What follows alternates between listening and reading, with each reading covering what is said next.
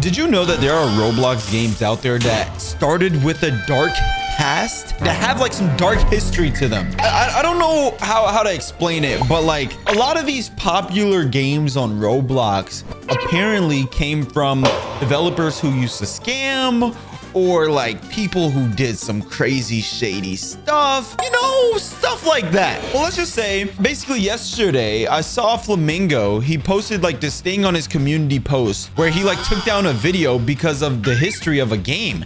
Like, look at this a day ago. Dang, that sucks. I didn't know that the creator of that game's history, WTF. I took the video down, sorry, you know, stuff like that. Basically, this YouTuber who goes by the name of DocuBlocks did a video explaining that, and he titled it The 7 Deadly Sins as Roblox Games. And by the way, he's about to hit 100,000 subs, so subscribe to him. Anyways, let's watch this. Whoa. Subscribe to the Supreme team also. All right, subscribe to, all right, now let's watch this. There are 7 Roblox games that perfectly embody the 7 deadly sins, and today we'll be discussing all of them, starting with gluttony, which is defined as the excessive and insatiable desire to consume not just food, but anything in overwhelming amounts. And in the case of Roblox, no game captures that feeling better than Anime Adventures. Developed and released by Gomu in 2022, Anime Adventures quickly rose to the top of its genre, with many players claiming that it set a new standard for tower defense games on the platform. Its polished visuals, iconic characters, and simple progression helped it explode in popularity almost overnight. However, the game's rapid growth was suddenly stopped in December 2023 when Anime Adventures was removed from the Roblox platform due to a DMCA takedown request. This was initiated by GameFam Studios on behalf of Crunchyroll. What? Wait. If you have any My Hero Academia assets in your game might get DMC. What the heck?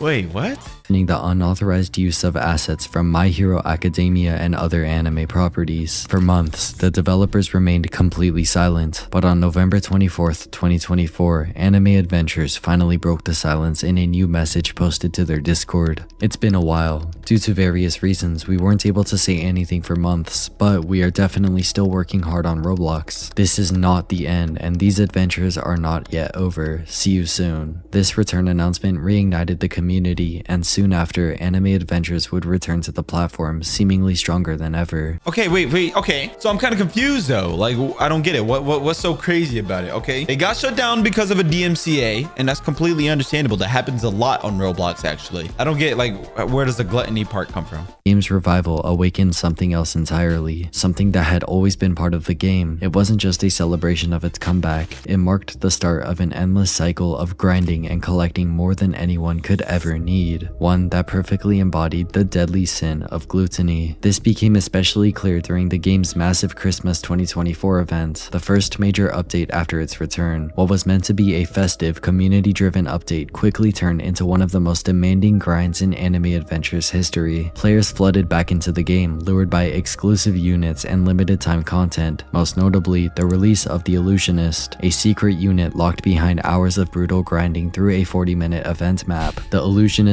wasn't just hard to get, it was designed to be. Players had to complete the special events raid over and over again, collecting the event's currency called Icy Stars, all for a shot at pulling him from the event banner, with a terrible drop rate of just 0.00125%, or 1 in 80,000. For many, this wasn't just grinding, it became a routine. Players ran the same 40-minute event map dozens and even hundreds of times. To cope with the brutal odds, some used alts, macros, or even resorted to black market trades. What? Wait. Okay, first of all, is this game even still on Roblox? Anime Adventure. Is this still a game on Roblox? Whoa! It was shut down? Dang. 2.5 billion. Wait, what the heck happened to it? Only 100 people playing it? Yo, what happened to it? What? For a single secret character. And yet, despite all that effort, some of those same players never even managed to get the Illusionist. No matter how much they played, it was never enough. Before we continue with the rest of the video, I just wanted to say that my goal is to hit 90,000 subscribers by the end of this month, and it would help a lot if you could subscribe. But before the Illusionist, Anime Adventures had already introduced systems that quietly fed into the same cycle. Shiny units, traits rerolls, and evolved forms were all designed to keep players grinding, often not just to get stronger, but to stay competitive. Shiny units offered no gameplay advantage, yet many players chased them for their rarity alone. Traits, which boosted a unit's power, were locked behind Robux rerolls rerolls or the slow-earned start remnants, making the best traits nearly impossible to obtain without spending hours or money. Evolving units meant running challenge stages every 30 minutes with random star drops. Since each unit required specific stars, many players ran stages they didn't even need, hoarding stars just in case. A perfect example of how Gluttony had become a part of the game's core loop. It wasn't about having fun anymore, it became a relentless chase for rarity and rewards where the grind never stopped. In the end, anime adventures didn't just encourage gluttony, it normalized it. But while some games pull you in with obsession, others push you into violence. Nah, I hate Combat Warriors, bro. All right, so the anime adventures one, okay, that's a bit understandable, you know, like the whole gluttony aspect. My thing is, what happened to the game? Like, what, did they just stop updating it? That's why updated 4 months ago. Did they just naturally stop updating it, or like I don't get it. What happened to it? Why does it only have 100 people playing it compared to when it had, like, I'm assuming like hundreds of thousands? Is that because there's like newer games out or something? Like, is this Tower Defense Simulator, or like, what are these, like, is there newer games out? That's why like people don't play it no more. I'm confused. All right, but no, the next one, Wrath. Okay, I hate Combat Warriors because that game is definitely a rage baiting game. Literally every time I play that game, I purposely use the black hole event to ruin everyone's day because everyone always targets me because I have a verified badge. So yeah. As the uncontrollable urge for vengeance, not just anger, but to humiliate and to destroy. It feeds off grudges and boils in frustration, and in Roblox, no game runs on that fury more than Combat Warriors. Developed by J Games and released in late 2021, Combat Warriors quickly made a name for itself in the Roblox platform as a fast-paced melee fighting game, where players could duke it out in free-for-all maps using swords, spears, and even explosives. It delivered fast-paced action, and that's what kept players coming back. With games like this, some level of chaos was expected. A little toxicity came with the territory, but no one expected just how far it would go. At first, it was simple. Rolling, sprinting, and parrying were the core mechanics of the game. There weren't any complex animations or overpowered abilities, just skill, timing, and the thrill of a clean fight. But as updates rolled out, Combat Warriors began to evolve. And with it, frustration grew. The game introduced new mechanics like sliding, mantling, and glory kills that added style but also fueled toxicity. Players would use these mechanics to mock each other after every fight, and the addition of voice chat only made it worse. Trash talk turned personal, and griefing became routine. Every glory kill and every emote weren't just for fun, they were taunts, and eventually everyone gave in to the same cycle of chasing revenge, holding grudges, and swinging, not for victory, but out of spite. The turning point came when the River of Sin update was released, with clans, kill leaderboards, and new weapons like the glaive and dual knife. That's facts, bro. That's facts. Look, I didn't play Combat Warriors that much, but I had a phase where I was addicted. And let's just say that was facts. In fact, let me ruin someone's day right now. Look at this. Black hole? Use. Black hole. I'm ruining their day. Look at all these kids. I just ruined their day. Yo, oh man. My screen is broken, guys. How do I fix it? All right. Let's get back to it. Though. Hinata. Combat Warriors shifted focus from fair combat to sheer domination. Heavier weapons, such as the infamous Dragon Slayer that could two-shot kill a player, were introduced, along with a new meta that made older tools feel irrelevant. If you weren't using the best weapon, you were getting farmed, but this was lukewarm compared to the addition of mythic weapons. These weapons weren't just strong, they were rage-inducing. Weapons like the Energy Blade or Sea Beast weren't earned through skill, but gambling, hidden behind loot crates with near impossible odds, available only to high-level players who could farm currency, or to those willing to spend real money. When you see someone wielding one, you knew the fight wouldn't be fair. Mythic weapons with massive AoE attacks, unblockable beams, and burst damage that left little room for counterplay. This shift shattered the balance and unleashed something else entirely: rage. But sometimes the rage didn't come from overpowered gear, it came from the players themselves. This game is so and horrific, but I can't stop playing. Yo, no, bro. Yo, you know that's a different level of mad when the game is good, but the people make you so mad. Like, bro, the fact that you are that mad to the point where you say that, but then you're like, I can't stop playing the game though. It's the only game on Roblox I play. Yo, I hate that feeling. Yo, comment down below if you've ever had that feeling where you've hated like the game, but it's the only game on Roblox that you actually liked. In a community where winning meant everything, even ranked matches became battlegrounds of verbal warfare. Only took less than 30 minutes of ranked to get slurs hurled at me. Combat Warriors had become a place where anger was no longer just an emotion, it was part of the gameplay, and that's what makes it the perfect embodiment of wrath. In the end, Combat Warriors didn't just reflect wrath, it thrived on it. However, among all the action-packed games, some are different. Quiet, peaceful, and slow. Yeah, what about Grow a Garden? Wait, how is this a deadly sin? How is Grow a Garden a deadly sin? Come on now. Grow a Garden? Come on. What would be the deadly sin for Grow a Garden? But sometimes a little too slow. Sloth, often misunderstood as just laziness, is more deeply defined as the absence of action. It's about becoming so relaxed, so detached, that doing nothing becomes the norm. Okay, that is actually facts. Bro, I hated the fact that like to grow your plants, they took like sometimes like 30 minutes to hours to grow a plant.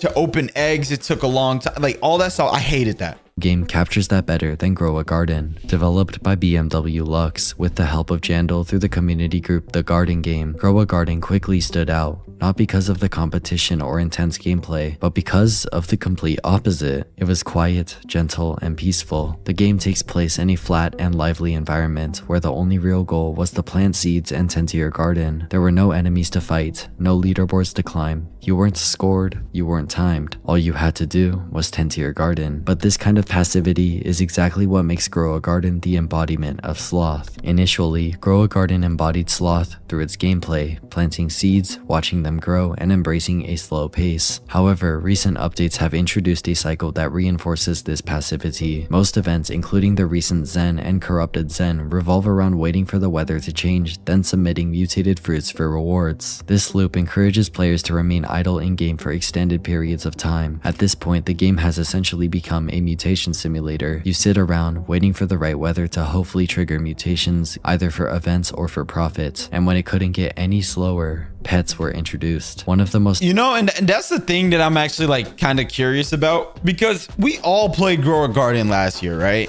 Bro, why did we do that? Like, don't get me wrong, like Grow a Garden wasn't a bad game, right? But like, guys, think about it. We stayed in Grow a Garden all day to get mutations added to our fruits, right? To make like a bunch of money. But then what do we even do with the money? Like for example, like if I look at my account on Grow a Garden right now, I got $999 trillion. What do you even do with the money? I never, there was nothing for me to buy with this 900. Like, okay, it's gotten so bad to the point now, someone has QI, like QISX. Like, what do you even do with that anymore? Like, what?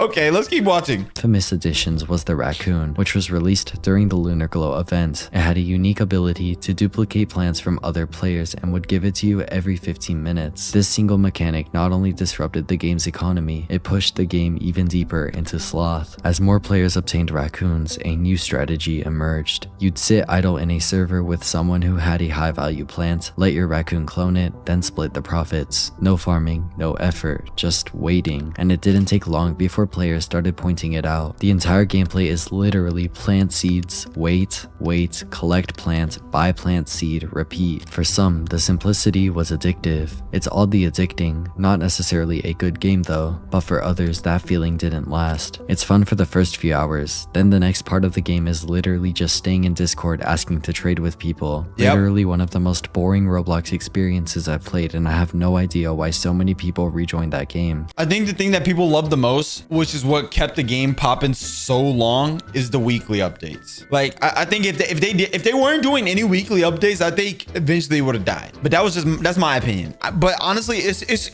you can't discredit the fact that it wasn't a good game though, because the game literally broke records on Roblox. Like, yeah, it was slow paced, but you can't say that it wasn't a good game. thrives in stillness, the next sin feeds on the relentless craving for stimulation, recognition, and desire. The deadly sin of lust. Released in early 2019 by The Hood Entertainment, The Hood is a Roblox game. Okay, whoa. How do you get lust from the hood? Now, look, for those that know, and for those that's been subscribed to the channel, the Supreme team for this long, you guys know I used to make the hood videos. And I was out there smacking. I was out there. I was a gangster. I was a gangster. So how is this lust? Form gangs, rob stores, buy weapons, and fight in a lawless city. It quickly built a reputation as one of the most chaotic and controversial street games on the platform. But The Hood wasn't just chaotic, it was seductive, both in identity and status. Whether you wanted to be admired, desired, or feared, The Hood gave you tools to build that image through its roleplay culture, a game where looks, attitude, and power were everything. Over time, different subcultures began to appear, each one driven by a different form of lust. There are rogue gangsters who mimicked real or fictional street gangs, e-kittens and online daters wearing matching outfits and jumping into fights to defend their virtual partners, and try. Hey, that is facts. That is actually facts. Yo, there were so many e-kittens in the hood. Yo, do people even still play the hood? Yo, like all these things that he's naming, I'm just very curious to see if people still play these games. 6,000, that's not bad. It's the hood, right? Did the hood used to average more than that? Am I tripping? I don't know. That's not bad though. Okay, I mean, I don't know. I don't know if that's bad or good. I don't know. Hearts who spent every waking moment in the game. In The Hood, players didn't just fight. They emoted, posed, styled their avatars, and built entire personas. It wasn't about gameplay as much as it was about presence, status, attention, and reputation. Role-playing is the heart of The Hood. Players grind cash not just for guns or food, but for appearance and attention. From weapon skins and houses to phones and fireworks, everything was about standing out. With some going as far as to spend thousands on skin crates or grind for hours just to flex a new vehicle. And over the years, players started noticing that the roleplay wasn't just for fun anymore. It was starting to go too far. The Hood. That game is full of e-daters now. Like it's a game to simulate Detroit, but now. Bro, it was literally full of e-daters from the jump. Like, bro, the hood was like the #1 game on the Roblox, like on Roblox when it comes to TikTok. Like if you were to go on TikTok and see anything Roblox related back in like 2020 to 2022 or whatever, it was always the hood related. Like you would always see some the hood content that would be pulling millions of views. Don't get me wrong, it definitely was like a game. Like actually, I don't even think the hood actually had like I don't even think the hood got popular based off of the original objective of the game. It got, I'm almost certain that it got popular off of like the literal like aspect of e-dating and all that stuff like prior to it. If you go to my channel, dude, that was a year ago. Oh my gosh. Yeah, no. It was always like some e-dating stuff back then. Oh my gosh. Okay, I don't like looking at my old content. It looks kind of cringy. Oh my gosh. Okay, yeah. All right. You know what? Let's just keep watching the video. It's because of players. For some, it became less about gameplay and more about being seen or being part of something, even if that something was nothing but drama. And that's what made The Hood the embodiment of lust. Not just the romantic kind, but the craving for attention, status, and power. Lust is often misunderstood, as most people think of it only as sexual desire, but it goes deeper. It's about craving immediate gratification, needing to be admired, desired, or feared. Whether it's attention, status, or power, it's a rush that you keep chasing, even when it leaves you emptier each time. For some, their desire is to be seen, adored, admired, or feared, but for others, theirs is simpler, to have what others have. And no game feeds that feeling more than Pet Simulator 99. Envy is described as the desire for something another person has, but it goes deeper. Yeah, I'm gonna be honest. I didn't play Pet Sim 99, so I can't really speak too much on this. But like the other games I did play, so I can speak on those. But this one I didn't really play, so let's see it. It's not just about wanting, it's the bitterness that comes with it. The need to have more, not because you love it, but because someone else does. And on the platform, no game captures that cycle of imitation more clearly than Pet Simulator 99. 99. Developed and released by Big Games on December 1st, 2023, Pet Simulator 99 is the sequel to Pet Simulator X, a title that was discontinued to make way for its successor. As expected, the game quickly exploded upon release, and within hours, it hit hundreds of thousands of players. The core loop was familiar: hatch eggs, unlock zones, and upgrade pets, which was the same formula that made the previous game so successful. But as the game went on, something became clear, because some of its biggest events looked a little too familiar. Pet Simulator wasn't just built— Hold on. Wait, Pet Sim was like copying like popular games that came out or something, but as updates? Building its own legacy, it was stealing from everybody else's. One of the first signs of this came with the RNG event released on August 10th, 2024, as it introduced a mechanic where players could roll for pets, each with their own unique aura when equipped. The event felt too familiar, and to players who follow what's popular on Roblox, it was clear the event wasn't original. It mirrored games like Souls RNG, where the entire appeal revolved around rolling for auras and flexing the rarities. From the glowing effects to the obsessive grinding, it was an echo of what made Souls RNG so addicting. But it wasn't the only time they— Nah, wait.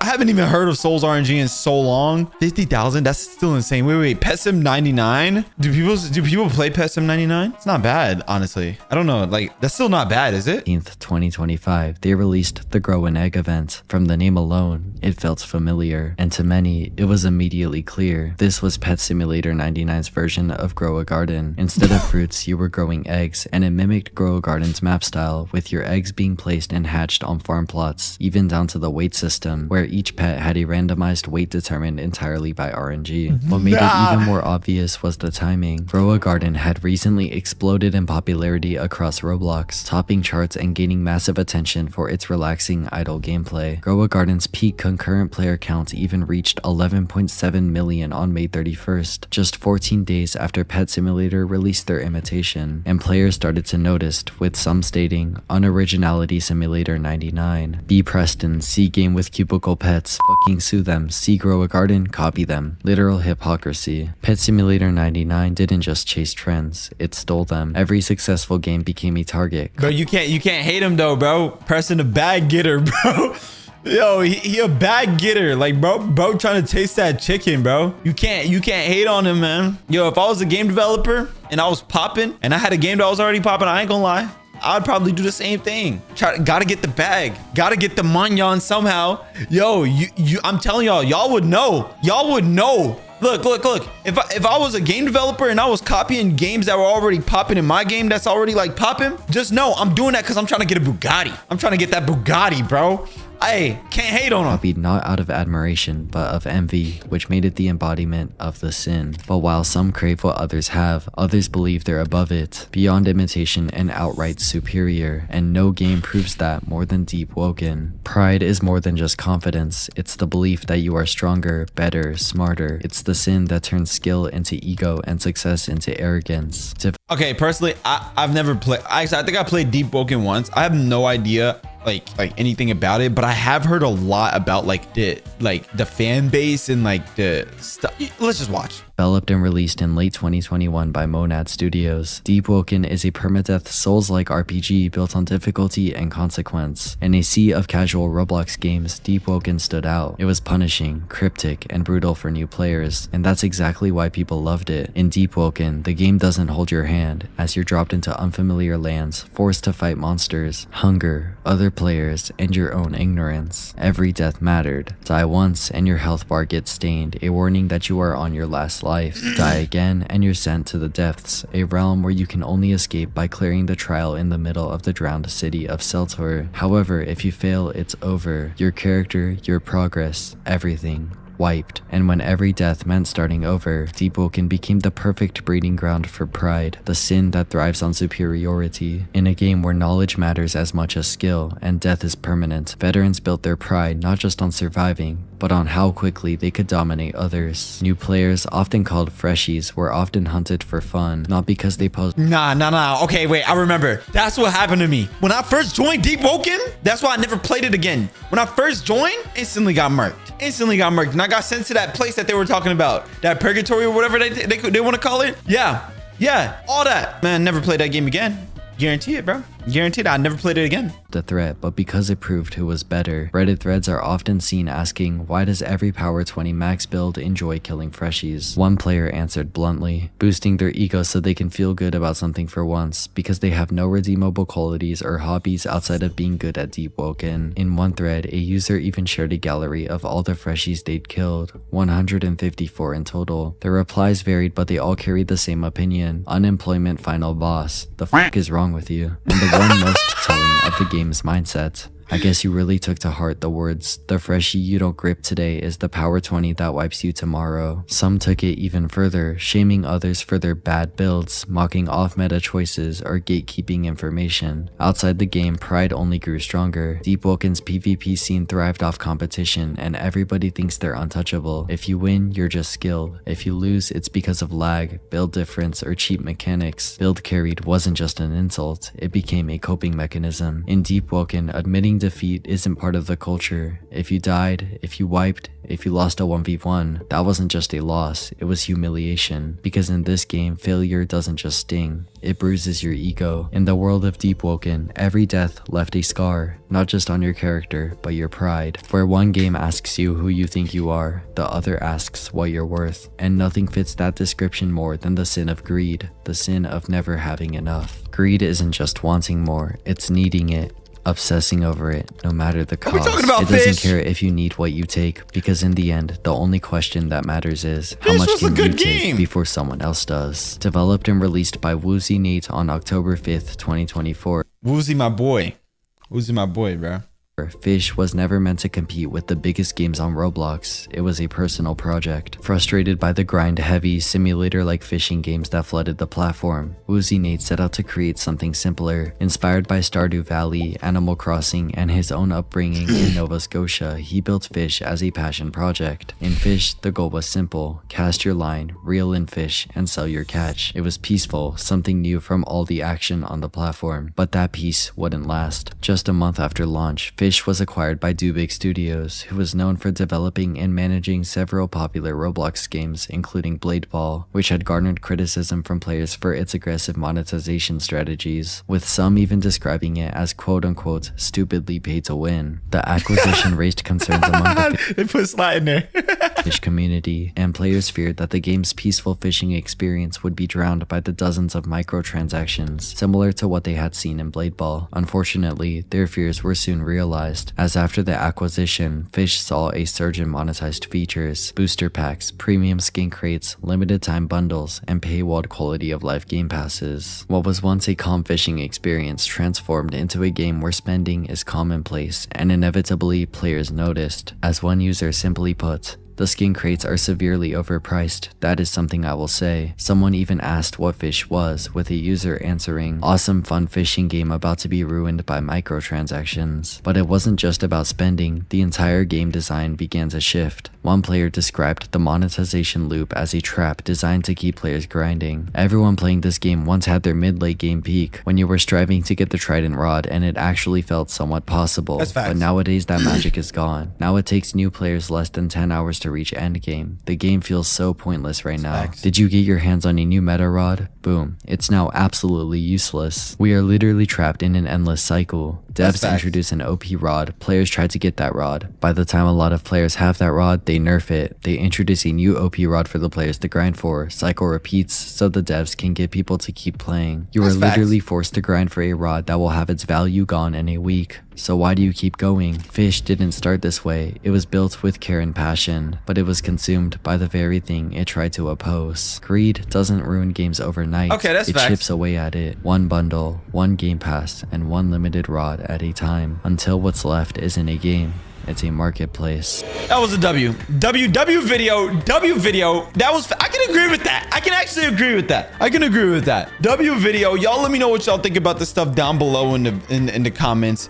But honestly, W docu blocks. Yo, if you guys want to see more videos like this, 5,000 likes. Get this video up to 5,000 likes. And anyways, thank y'all so much for watching. Subscribe to join the Supreme team. And I'm out, guys. Bye.